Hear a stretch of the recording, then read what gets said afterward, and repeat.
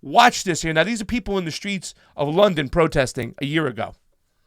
Imprisoning our people. The EU should wake up. NATO should wake up. America should wake up. When Gaddafi was there, everybody wanted to get him out. But there are people being enslaved out there and no motherfuckers are doing anything about it. We have to come and demonstrate out here. What the fuck is NATO doing? What's EU doing? What Theresa May is doing? The media is more interested in Donald Trump's Russian links. Fuck Trump and Russia, blood. Talk about this. Where's BBC? Where's CNN? Why do you have to bring the camera down here? Where's CNN, blood? Where's BBC? Come on now. My personal view, they want to recolonize Africa. That's what they want to do. France wants to recolonize Africa. There's so many military bases in Africa. What for? Why is America got so many military bases in Africa? Why is France got so many military bases? What the fuck are they doing there? When people are getting raped and killed and enslaved every day, what's African Union doing? The only way they can tackle the solution... you can see that, fam. Like that, they're in the streets. They're talking about the slave trade. Like nobody's out there talking about it. He's talking to like a CONVO couch kind of person out there with a camera. This dose of what's it called? Whatever. But once again, it's like, where's CNN?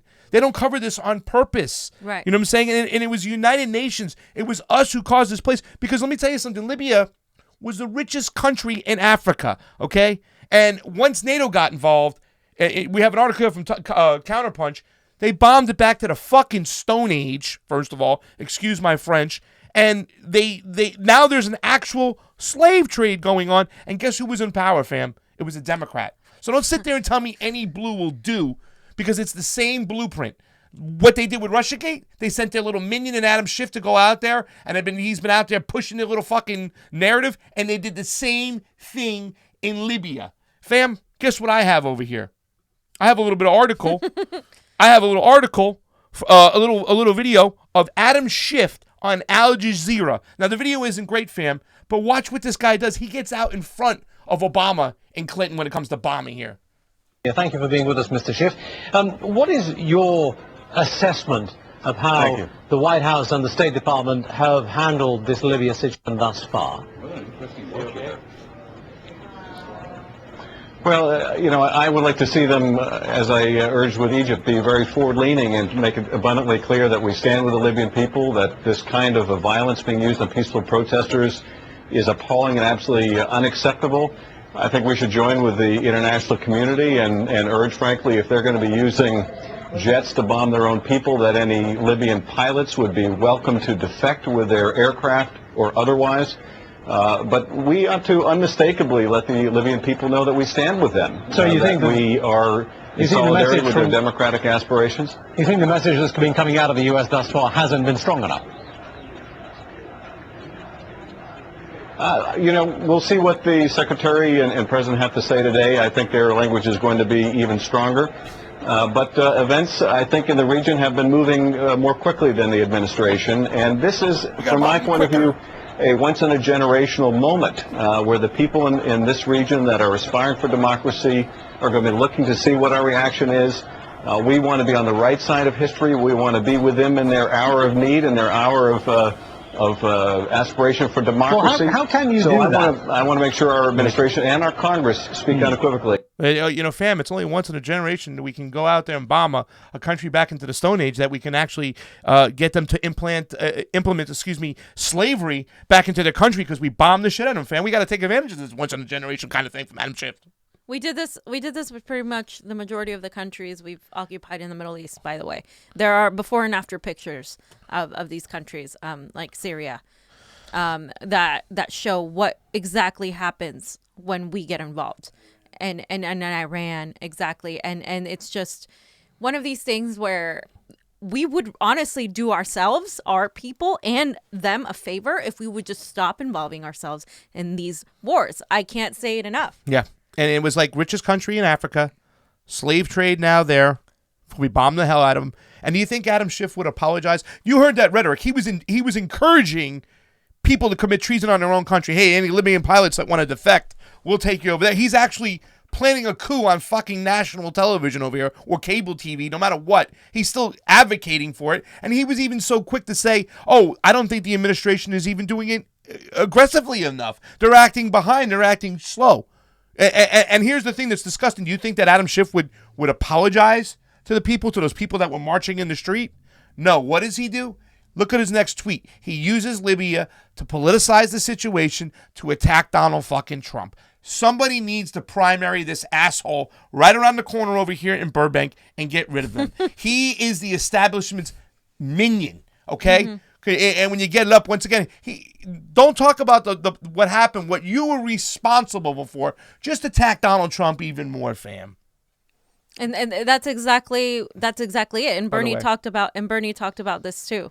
That we can't spend all our time attacking Donald Trump. You want to read the tweet? Well, the tweet, it says Trump has endorsed General Haftar in Libya, an authoritarian attacker in the UN-backed government. Just the reversal of the same situation he did in North Korea. Blah blah blah. Yada yada yada. Platitudes, platitudes, platitudes. Explanation. Hashtag never Trump. Hashtag but Russia. New York Times World. Helping that narrative. Yeah, I mean, it's once again, they caused the problem. And I don't understand what's with this Democratic Party. They keep putting forth these donkeys. Let me say this, fam. If you're not lying, but you get something extremely wrong, you should never be listened to again. So the case for Adam Schiff. Show the case for Mueller. Don't people remember that Robert Mueller either lied to the people when he said there was chemicals of mass distraction in Iraq, or he was completely so fucking wrong that he should never be listened to again, let alone led a witch hunt on fucking Russia. So, And I just want to say, and I talked about this earlier via tweet. It just seems like the establishment is focused not on running against Bernie Sanders or I'm sorry, not running against Trump, but they're focused on running against Bernie Sanders, and they are willing to lose to Donald Trump in order for them to pick one of their elected candidates. Yeah. And that's why Tulsi is in there too. They're attacking her and Bernie because they would rather lose to Donald Trump because at least they're going to be okay. The status quo doesn't change. Yeah. But if one of those two get into power, then everything changes. Yeah, things done changed. It's done. And someone like Mike Rabel, too, is another anti-war guy on Twitter. He's fire, and he's extremely anti-war, and that's why he loves Tulsi a lot. And if any of these people with this mentality, this anti-war mentality, get into power, they're done because the military-industrial complex is the one that controls so much of our narrative and so much of what gets said on the news and what gets left out. And let's not forget this is a macro situation, because I want you to put up the picture of Hillary Clinton and Muammar Gaddafi's son. This was like almost a year and change before they decided to go in there and bomb him. Why? Because after this picture took place, not so much time after, Gaddafi wanted to start his own currency, gold back. So now you show that you're united because they're on the same team now. They're working for each other. And then all of a sudden, boom, things done change. Gaddafi wants to start his own bank. The IMF goes apeshit crazy. The Rothschilds tell Hillary Clinton there he is. That was April 21st, 2009. She started the campaign in 2010. I was like, oh, no. That was a great year. Yeah. We did a coup in Honduras that year as well. Oh, yeah, that's right. You know what I'm saying? We were finishing up one coup, starting the next. Listen, you can't knock the military-industrial complex and these establishment Democrats like Adam Schiff, where we say no blue will do, because they, at least when they finish one regime change, they're working on the next. And not only this, we talk about the Obama administration. You got Syria, Libya. What else do we have? We have drone bombings everywhere. Yemen even increased because he was in the Saudis' pocket and stuff like that. It's that, the Venezuela thing. Obama had a part to play in that too. We can't allow that. Maduro, after Chavez had passed away, they were getting their citizens to do what? Come and sign a piece of paper to object to the way Obama was putting sanctions on them and hurting their country. So no blue will ever do. Just like Tulsi said. The attacks, and Fiorella said this, the people who are closest to us. I wish I had Don Corleone saying, keep your friends close, Fredo, but keep your enemies closer. Because our enemies are right next to us. Yeah. There's sometimes the people we're rallying with, sometimes the people in the street, they're out there to just bag on Trump. We're out there to bag on the system. So It's a whole big difference. Trump is a symptom of the system. Exactly. And need I remind you, he's exactly right. We are not just going to be able to defeat Donald Trump and then everything's solved. Yes. Because he is a system of the entire problem, we need to focus on actually, healing the wound, the deep wound, and not just put Band-Aid solutions constantly. Otherwise, we're going to end up with a dead country. Yeah.